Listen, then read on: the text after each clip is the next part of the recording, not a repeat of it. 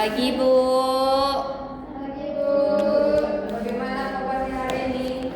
Baik Bu. Semoga semuanya sehat ya dan tetap semangat untuk belajar. Baik, sebelum pelajaran dimulai, mari kita berdoa terlebih dahulu agar pelajaran kita berjalan dengan baik dan ilmu yang kita belajar ini dapat bermanfaat bagi kita. Baik, di sini ibu sendiri yang akan memimpin doa kita. Jadi mari kita berdoa sesuai dengan agama dan kepercayaan kita masing-masing. Berdoa dimulai.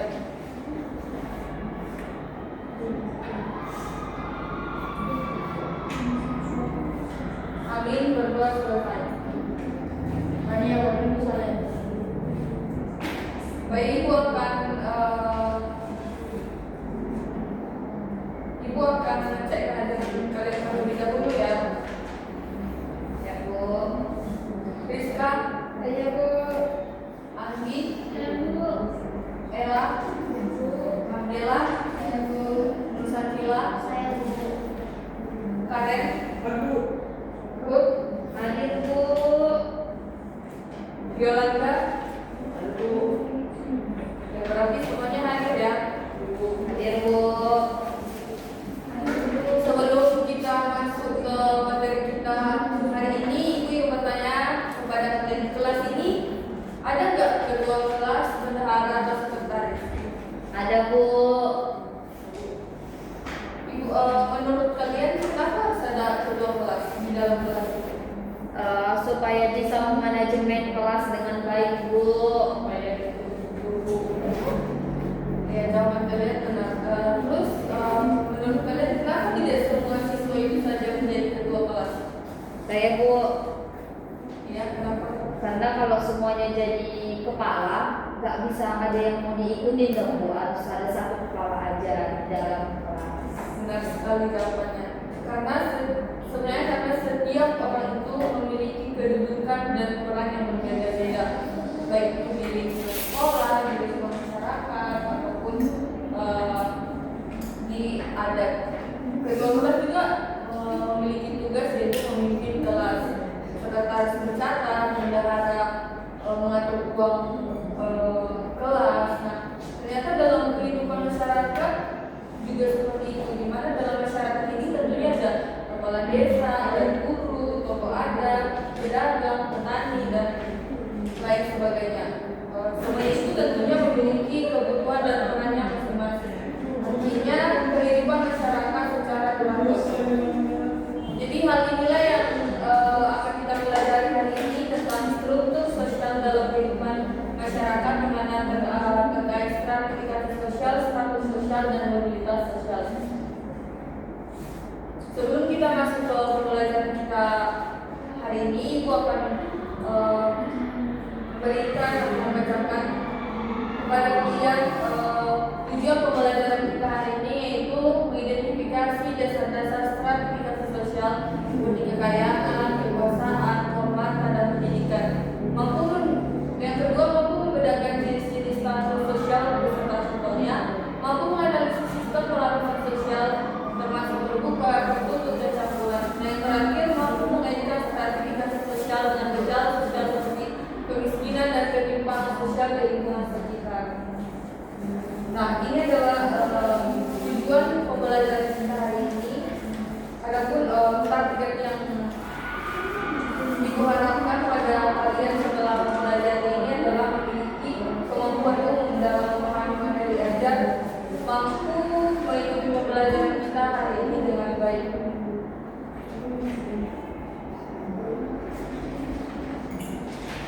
Tentunya dari tujuan dan target ini nanti kalian tidak hanya memahami teori saja, tetapi kalian juga mampu menghubungkannya dengan kehidupan sehari-hari kalian.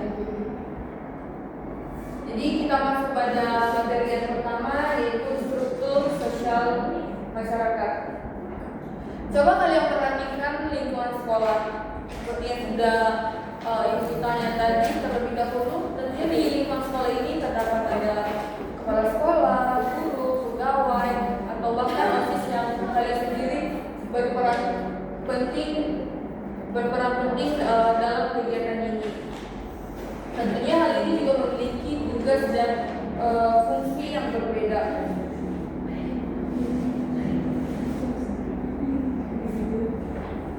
Ibu ingin bertanya kepada kalian, kalau semuanya ingin menjadi kepala sekolah, apa menurut kalian apakah sekolah ini dapat berjalan dengan baik? Bu, silakan ya Bu. Ya. Ibu bertanya sekali lagi, kalau semuanya itu, jika semuanya itu ingin menjadi kepala sekolah, menurut kalian apakah sekolah ini bisa berjalan dengan baik? Tidak. Tentu saja tidak, karena di setiap sekolah itu Anda akan membutuhkan satu kepala sekolah atau wakil kepala sekolah, dan tentunya ini juga dipilih sesuai dengan standar sekolah masing-masing. Nah, susunan atau pola hubungan antara sekolah ini juga termasuk dalam masyarakat, di mana susunan ini bisa kita sebut dengan struktur sosial. Jadi struktur sosial ini adalah pola hubungan yang terbentuk dalam masyarakat yang mencerminkan keterampilan dan sistem organisasi. Struktur sosial yang mencakup norma, nilai, status, dan peran yang mengatur interaksi individu dalam suatu kelompok atau komunitas.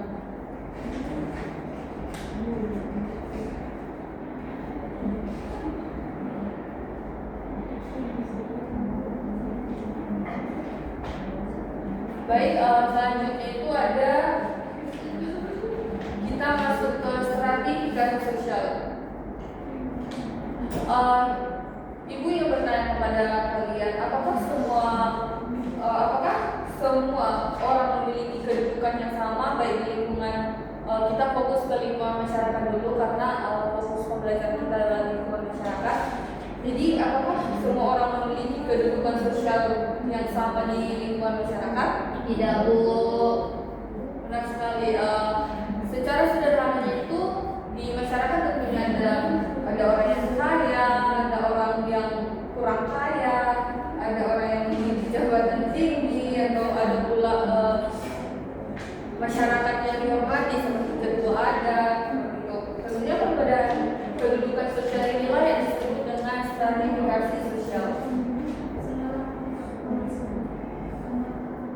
Nah, sebenarnya stratifikasi sosial ini biasanya digambarkan dengan sebuah piramida, di mana pada piramida ini ada 3 susunan, di mana pada bagian atas ini adalah jumlah orang yang sedikit, misalnya pejabat tinggi, pengusaha besar, atau orang yang memiliki kekuasaan.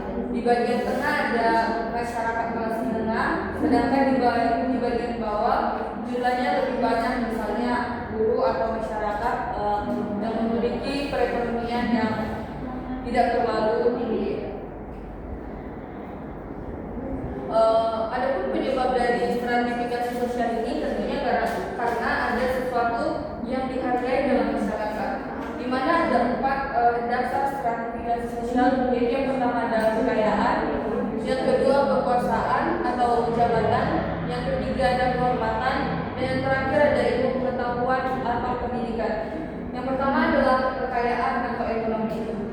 Kekayaan ini berkaitan dengan kepemilikan harta benda seperti rumah, tanah, kendaraan, atau usaha. Biasanya orang yang memiliki kekayaan ini dianggap lebih memiliki kedudukan atau tingkat sosial yang lebih tinggi dibandingkan dengan masyarakat lain. Contoh pengusaha besar atau pemilik sebuah perusahaan. Yang kedua ada kekuasaan atau jabatan. Kekuasaan adalah kemampuan seseorang memengaruhi orang lain. Contohnya kepala desa, camat, bupati, atau ketua organisasi.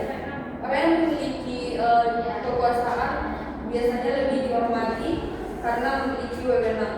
Yang ketiga ada kehormatan, di mana kehormatan ini diberikan kepada orang yang berjasa atau dihormati di masyarakat. Contohnya adalah ketua adat, pemuka agama, atau bahkan pahlawan. Dan yang terakhir adalah ilmu pengetahuan atau pendidikan. Seperti yang kita ketahui bahwasanya pendidikan adalah satu alasan seseorang itu bisa dihargai, dan pendidikan juga bisa sebenarnya bukan menilai tentang etika, tetapi bisa kita lihat perbedaan seseorang yang berpendidikan atau tidak yang berpendidikan. Orang yang memiliki pendidikan tentunya pasti lebih dihargai, bukan berarti yang tidak berpendidikan itu tidak dihargai. Contohnya adalah dokter, guru, atau bahkan profesor. Karena itulah ilmu pengetahuan ini dianggap yang paling penting dalam status kehidupan masyarakat. Dari 4 stratifikasi sosial yang sudah Ibu jelaskan ini, Ibu ingin bertanya kepada kalian. Menurut kalian, seorang dokter itu termasuk stratifikasi berdasarkan apa? Pekerjaan. Di situ kan tidak ada pekerjaan, dan ada kekayaan, kekuasaan, kehormatan, dan pendidikan. Ilmu Ilmu pengetahuan, Bu. Sebenarnya bukan benar sih ilmu pengetahuan, tetapi bisa juga dokter itu dimasukkan ke kehormatan, tapi yang paling utama adalah pendidikan. Tidak punya kehormatan tuh kayak tidak sih di kampung, di samping rumah itu dokter biasa-biasanya tidak kaya. Bukan seperti ini. Ya bisa saja sih, tapi tidak semua dokter itu kaya. Karena ya tergantung cara dia hidup gak sih. Jualan. Ya siapa tahu dia ini kan banyak utang untuk mendapatkan dokternya itu. Tadi kan Ibu bilang kan kehormatan dokter itu masuk kehormatan, Bu. Yang tidak semua kan punya kehormatan, Bu. Tidak semua dokter saja yang punya kehormatan saja. Enggak juga kan, apa punya diri juga ya. Berarti sebenarnya kalian jadi kurang klimaks ya padahal itu tadi menjelaskan secara sederhana bagian dari stratifikasi sosial itu, di mana kalian tadi menyebutkan tentang kehormatan. Kehormatan ini diberikan kepada orang yang berjasa. Berjasa atau dihormati di masyarakat. Jadi kalau untuk kalian bilang semua orang itu punya kehormatan, betul. Tapi kan kita sekarang itu membahas tentang poin per poin, dan tentunya ini juga ada apa namanya poin-poin untuk seseorang yang bisa dikategorikan pada stratifikasi yang poin keberapa di kekayaan, kekuasaan, kehormatan, atau pendidikan.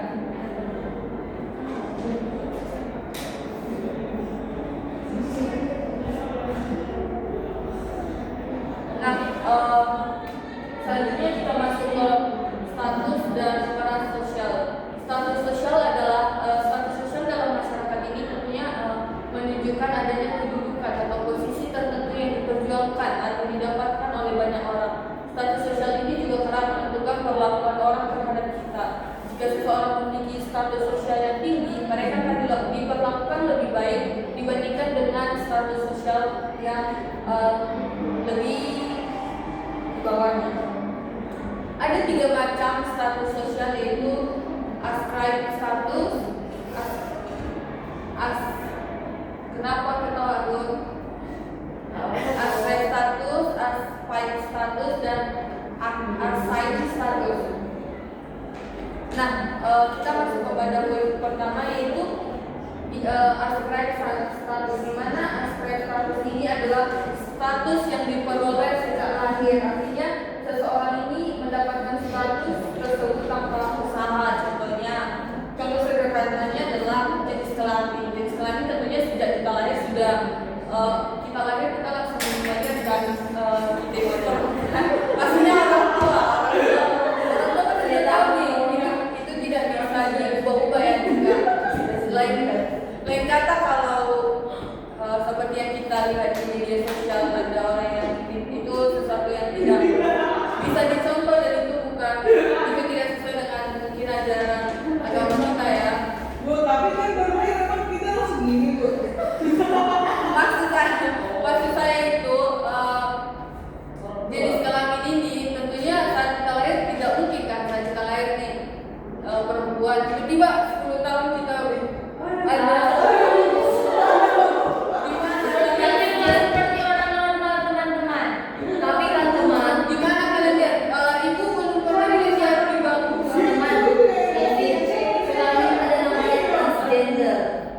dengar, berarti kalian tidak mendengar penjelasan ibu. Ibu kan tadi bilang beda cerita kalau seseorang itu mengubah. Beda karena ini bu, dia karena penisnya kecilan bu, dia kira ada cewek bu, ini tahu bu. Iya iya bu, penyakitnya bu. Oke baik ibu, berarti ibu kurang ini ya. Tapi yang ibu ketahui bahwasanya ya dari awal kita perempuan ya sampai nanti pun kita akan tetap perempuan. Itu sudah Itu jadi sewajarnya jangan kita berpikir suara sah. seperti anak kelas 10 ya, anak SMA. Selanjutnya ada mungkin yang paling yang di atas adalah keturunan raja mungkin keturunan raja dari Bali. Yang kedua ada aspek status, di mana aspek status ini adalah status yang diperoleh seseorang dengan usaha atau kerja kerasnya sendiri. Contohnya seperti ibu menjadi guru, tentunya ibu tidak langsung menjadi guru kan, ibu tentunya harus kuliah dulu, menyelesaikan tugas ibu dulu, tentunya itu memiliki usaha atau kerja keras yang lebih ya, ataupun dokter atau bahkan di lingkungan sekolah kita ini bisa juga kita contohnya OSIS. Tentunya OSIS tidak langsung tiba-tiba masuk SMA tiba-tiba langsung OSIS kan, tentunya dia juga berusaha contohnya untuk meyakinkan teman-temannya untuk memilih dia menjadi ketua OSIS atau anggota-anggota OSIS seperti itu.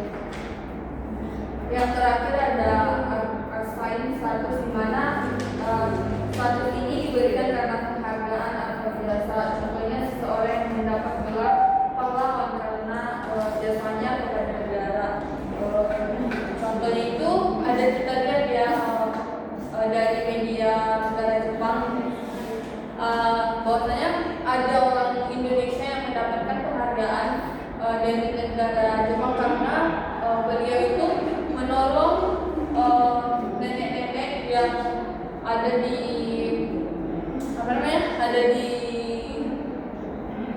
jalan Jepang yang sedang sakit, tiba-tiba sakitnya kambuh. Itu termasuk itu termasuk penghargaan yang diberikan kepada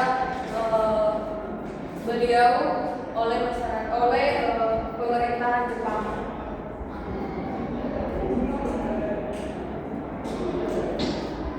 Oke, dari 3 macam status sosial ini, Ibu ingin bertanya kepada kalian sama kalian tadi tentang stratifikasi sosial ya. Jadi ketua kelas termasuk yang mana dari ketiga macam status sosial ini? Sign bu. Tidak. Kan tadi yang ketiga itu Ibu bilang dia adalah status yang diberikan karena penghargaan dan jasa. Oh berarti cip bu.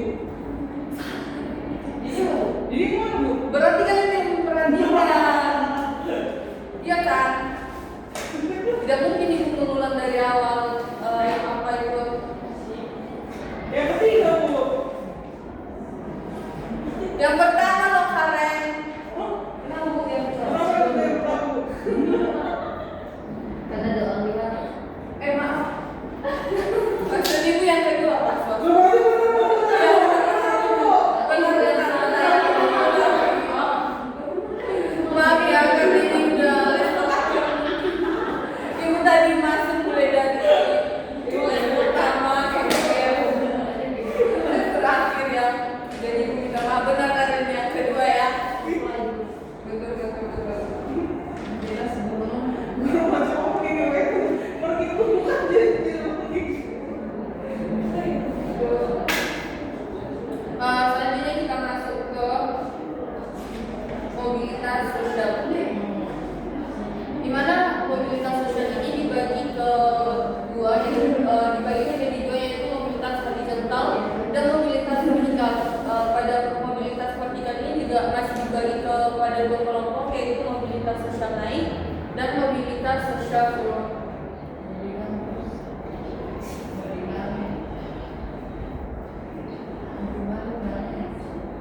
Eh, Coba kalian ingat-ingat di lingkungan tempat tinggal kalian atau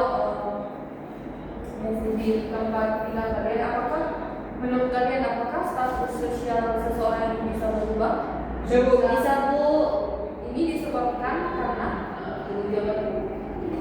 mari kita berpikir dengan positif, tidak yang merugikan dirinya sendiri yang mulai tadi seperti yang Sheila tadi meminjam peminjamannya. Iya. Oke, baik, lanjut. Naik jabatan Bu. Itu kan tidak merugikan diri. Bapak Allah keren. Ya, benar sih. Jawaban kalian benar ya. Status sosial seseorang itu bisa berubah ya. Contohnya dari hidupnya awalnya sederhana menjadi sukses. Tentunya itu bukan karena tiba-tiba ya. Tentunya itu gara-gara dari bahwasanya dia berusaha atau berjuang untuk mendapatkan kesuksesan itu. Karena seperti yang sudah dijelaskan tadi, kesuksesan itu tidak diraih dengan mudah, tetapi diraih dengan kerja keras atau perjuangan yang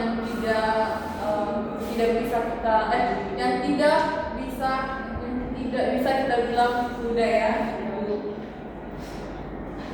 Baik, kita masuk ke mobilitas sosial, di mana mobilitas sosial ini adalah perpindahan status sosial seseorang atau kelompok dari satu lapisan sosial ke lapisan sosial lainnya. Ada dua jenis dari mobilitas sosial, yaitu mobilitas vertikal dan mobilitas horizontal. Di mana mobilitas vertikal ini adalah perpindahan status sosial yang tidak sederajat atau perpindahan status sosial bertingkat yang lebih tinggi. Contohnya seseorang yang awalnya karyawan biasa seperti yang Nurul bilang tadi, bisa saja dia naik jabatan di sebuah perusahaannya atau di tempat kerjanya, atau bisa juga siswa yang aktif di kelas atau aktif di lingkungan sekolah bisa dipilih menjadi ketua OSIS. Tapi di mobilitas vertikal ini juga dibagi menjadi dua, yaitu mobilitas sosial naik, di mana mobilitas sosial naik ini adalah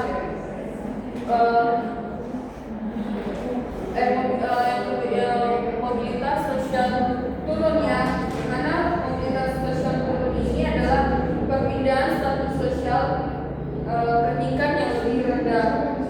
Contohnya sebaliknya tadi yang sudah berbilang dari mobilitas sosial naik dari apa? Dia yang naik jabatan yang, sedangkan pada mobilitas sosial turun ini dia contohnya seseorang yang kehilangan pekerjaannya akibat mungkin pelanggaran-pelanggaran yang dia buat di lingkungan pekerjaannya seperti itu. Nah, selanjutnya ada mobilitas horizontal, di mana mobilitas sosial horizontal adalah perpindahan status sosial yang sederajat.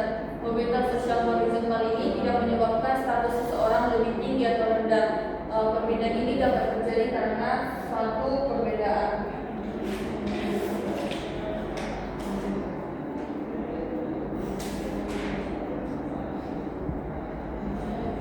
Di mana tentunya mobilitas sosial ini biasanya terjadi melalui beberapa saluran. Salah satu saluran yang paling penting sekarang ini adalah pendidikan.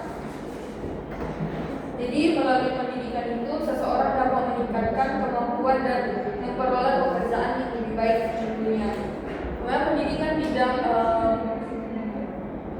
penentu seseorang mendapatkan pekerjaan yang baik, tetapi pendidikan adalah salah satu jalan seseorang untuk mendapatkan sebuah pekerjaan. Karena itu ibu harap kalian harus belajar, harus semakin semangat belajar, karena pendidikan dapat membantu seseorang meningkatkan kualitas hidup dan tentunya dapat meraih cita-cita kalian nantinya. Baik, mobilitas sosial ini adalah akhir dari pembelajaran kita. Sekarang kita masuk ke diskusi kelompok. Ibu membagikan kalian ke dua kelompok. Ibu sendiri akan membagi kelompok kalian, di mana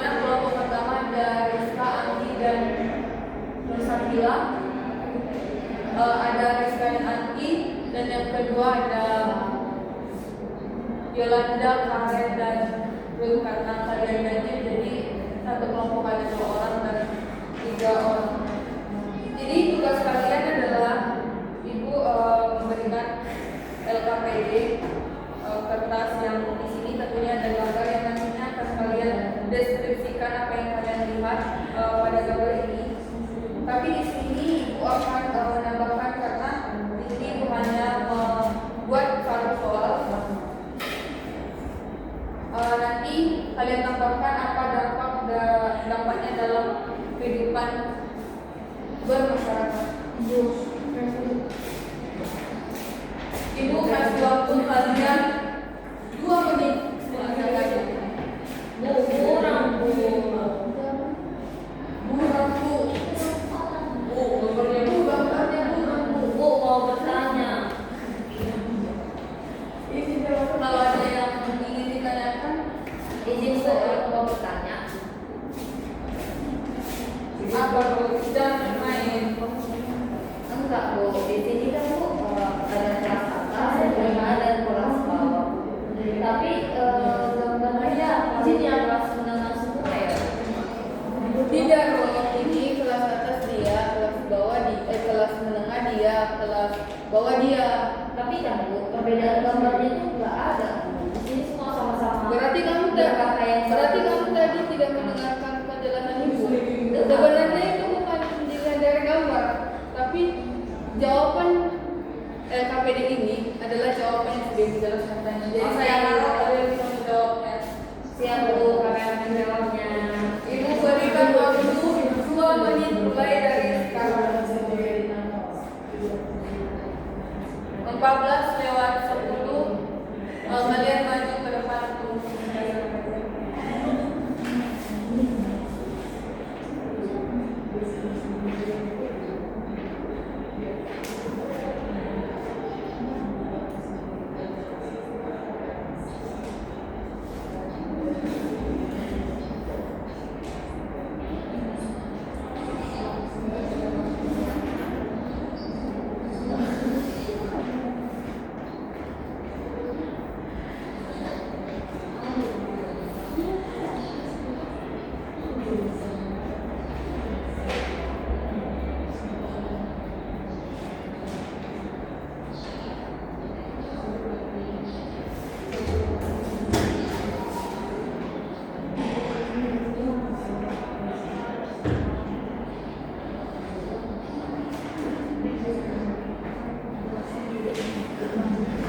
bagaimana kelompok 1?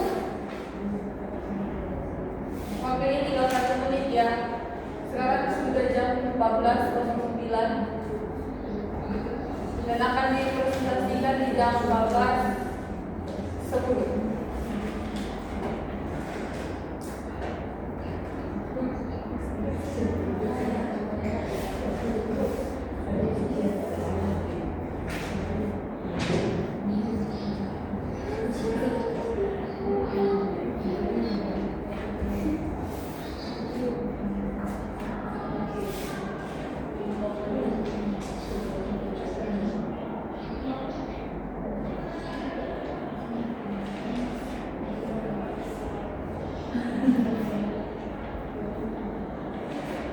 Baik, karena waktu sudah habis, Ibu persilakan sesuai dengan ketentuan yang sudah dibilang tadi. Ibu persilakan kelompok pertama untuk mempresentasikan hasil diskusinya. Kepada yang ini sebelah kanan Ibu. Kami kelompok 1 loh, bukan yang sebelah. Kelompok 1 maju karena kelompok kalian paling banyak. Tidak ada alasan. Ya Allah, ini data kami dari guru seperti mana? Waktu kalian mempresentasikan hanya 1 menit. Baik, terima kasih Bu. Kami dari kelompok 1 izin mempresentasikan hasil diskusi kami bahwa dari diskusi gambar tersebut menunjukkan adanya stratifikasi sosial atau pelapisan masyarakat yang berbentuk piramida ataupun segitiga ya Bu, di mana struktur ini membagi masyarakat ke dalam 3 tingkatan hierarki berdasarkan kedudukan sosial, ekonomi maupun kekuasaannya. Nah, di sini Bu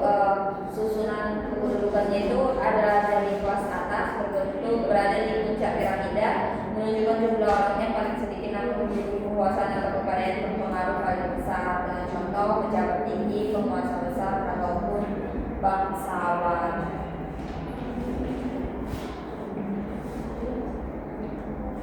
Terus yang di garis bawah itu ada kelas menengah, yaitu berada di bagian tengah. Kelompok ini biasanya terdiri dari kelas profesional. Suaranya bisa dibuatkan. Kelas menengah atau middle class berada di bagian tengah. Kelompok ini biasanya terdiri dari kaum profesional, karyawan kantoran atau pemilik usaha kecil menengah. Jumlahnya lebih banyak daripada kelas menengah, daripada kelas atas. Selanjutnya kelas bawah berada di dasar piramida. Area paling luas ini menunjukkan bahwa mayoritas penduduk berada di tingkat ini biasanya terdiri dari pekerja kasar, buruh, atau masyarakat dengan tingkat ekonomi rendah. Baik Bu, di sini kami ada kesimpulan dari LKPD kita pada hari ini, di mana susunan ini menunjukkan adanya ketimpangan atau perbedaan akses terhadap sumber daya. Semakin tinggi posisi seseorang dalam piramida, semakin tinggi pula status dan hak istimewa yang memiliki dalam masyarakat. Baik, terima kasih kepada kelompok 1. Kelompok 2 ada yang ingin menanggapi? Tidak ada Bu. Kelompok 1 silakan duduk. Kasih Kasih. Bu. Tidak diperbolehkan ada suara sumbang di kelas ini. Baik Bu. Selamat ibu. Sekarang kelompok 2 posisinya hanya satu menit ya. Tidak bisa. Tidak bisa yang ada.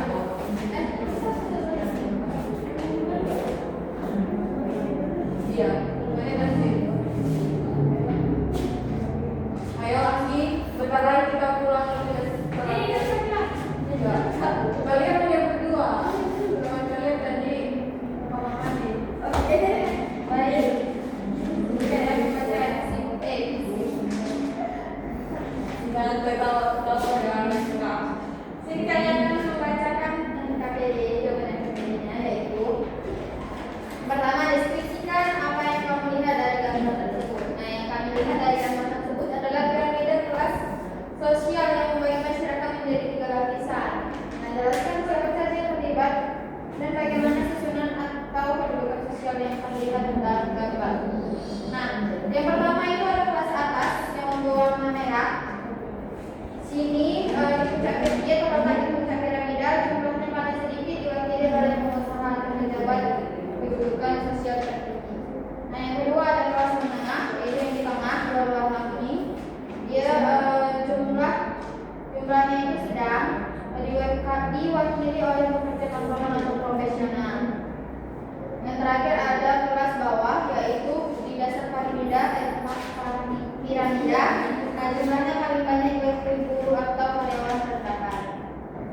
Nah, kesimpulannya yaitu susunan ini berbentuk piramida, artinya semua kedudukan sosial semakin tinggi kedudukan sosial seseorang, semakin sedikit jumlahnya. Kelas bawah berada di dasar sebagai fondasi terbanyak, kelas menengah di tengah, dan kelas atas di puncak yang paling sedikit jumlahnya. Ini menunjukkan adanya stratifikasi sosial atau pelapisan masyarakat berdasarkan status ekonomi dan sosial. Terima kasih, sampai ketemu di episode. Terima kasih Rizka. Bagaimana kelompok 1 ada yang ingin kita tanggapi? Tadinya kami mau nangkap itu Bu, cuma kelompoknya dulu paham. Oh, ada di Baik, terima kasih kepada anak ibu karena sudah menjawab dengan baik. Karena jawaban kalian sangat bagus ya. Karena kalian mampu menggabungkan materi kita hari ini dengan kehidupan sehari-hari. Sekarang ibu akan memberikan kalian refleksi dan ibu ingin bertanya kalian. Menurut kalian, apakah setiap ini dijadikan refleksi ya untuk kita? Menurut kalian, apakah setiap orang memiliki kesempatan yang sama untuk meningkatkan status sosialnya? Ya. Jelaskan pendapatmu. Ibu ingin Yolanda menjawabnya. Jawab dengan bahasa yang baku. Ibu tidak ingin mendengar suara-suara sumbang. siap Bu. Kepada Yolanda, silakan. Menurut saya akan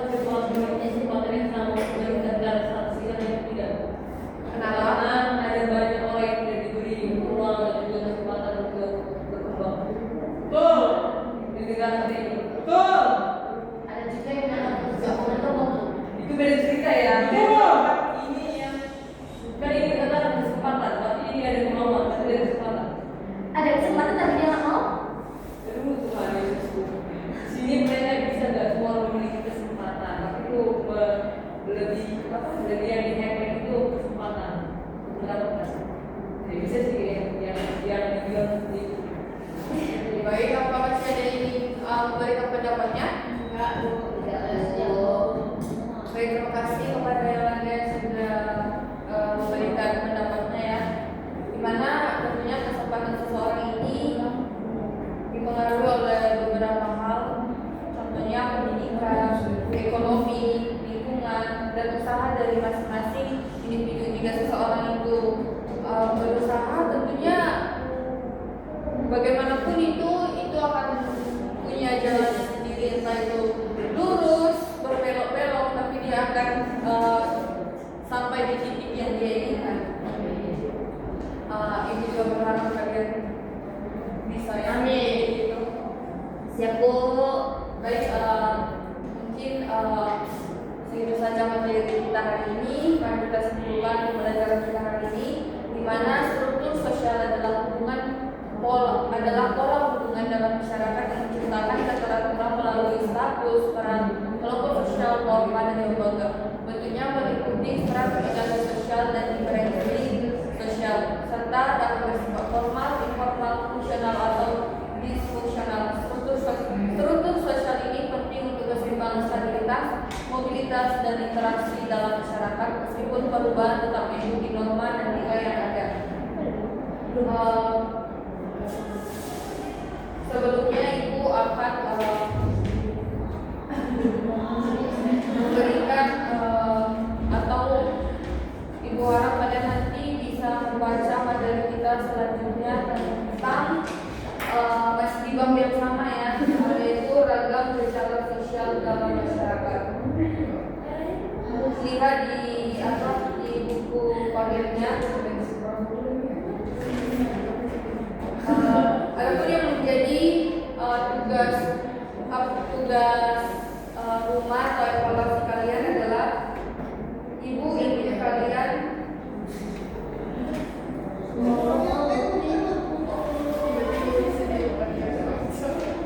atau kalian tidak ingin ada tugas. Ibu ingin kalian membuat satu esai tentang esai sederhana ya, bukan yang langsung sesuai dengan yang tidak usah, yang sederhana saja, tentang struktur sosial atau stratifikasi sosial, dan akan dikumpulkan sebelum pembelajaran kita di minggu berikutnya. Sebelum pembelajaran dimulai, Ibu akan menagih tugas kalian. Ada pertanyaan tentang Ini bantu apa boleh, Bu? boleh sekali. Dibantu HP pun bisa, tapi jangan ChatGPT boleh. ChatGPT tidak boleh. Boleh. Tidak bisa kerja kelompok. Ini tugas pribadi di rumah. Iya, kan Kalian bisa melibatkan orang tua. kan jadi sudah jadi rumah. Ibu, berarti yang tugas ini untuk materi selanjutnya ya? Bukan materi ini, tapi dikumpul sebelum materi selanjutnya. Satu halaman saja, satu halaman ya, bukan satu lembar. Terserah kalian. Bu, ini tulisan apa sih? Tulisan Berarti nggak pakai font dong? Jadi untuk pembelajaran kita hari ini, Bu, jadi sekali minta pulang bentar. untuk menutup pembelajaran kita hari ini, mari Ibu berharap kalian setelah mempelajari pelajaran ini, kalian dapat memahami bahwa setiap orang memiliki kedudukan dan peran yang berbeda dalam masyarakat. Baik, mari kita tutup pembelajaran kita dengan doa. Mari kita berdoa sesuai dengan agama dan kepercayaan kita masing-masing. Berdoa dimulai. Amin. Berdoa selesai.